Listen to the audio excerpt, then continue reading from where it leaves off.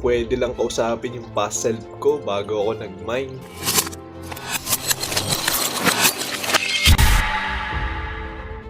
Hindi lahat ng mura worth it. Bootleg alert. Display space is real estate. Kala mo kasha.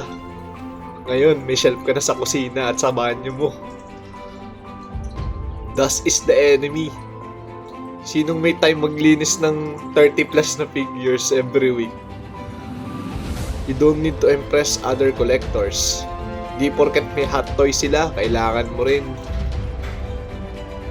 It's okay to switch. Growth din yan.